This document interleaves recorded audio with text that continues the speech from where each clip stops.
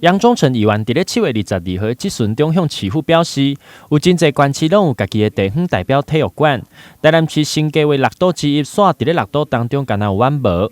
针对议题，请市长表示未来敢会伫台南建立一座代表台南的体育馆。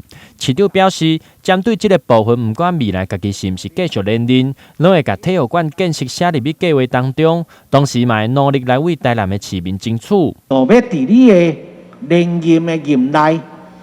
讲下一个大愿，讲台南市过去咱一个计划伫东区要一个小巨蛋。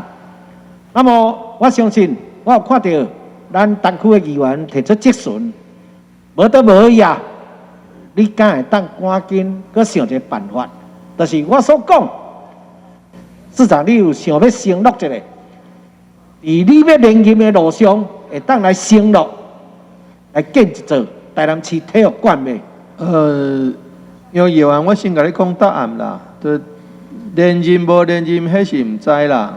但是规划无规划是即时就会当开始想啦。哦，你知影我意思？就算讲无连任，咱哦做规划，后一任市长，伊嘛会照即个规划吼，落去吼继续执行。除非伊心内讲无要爱一个体育馆。我甲你讲到这的意思就是讲，我想要爱有一个体育馆。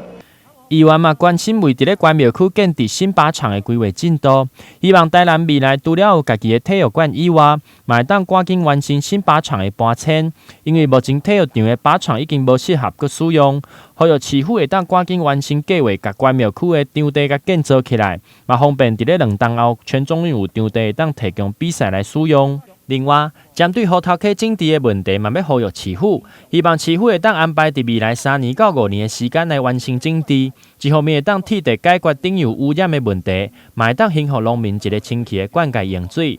台南新闻林跟刘品言采访报道。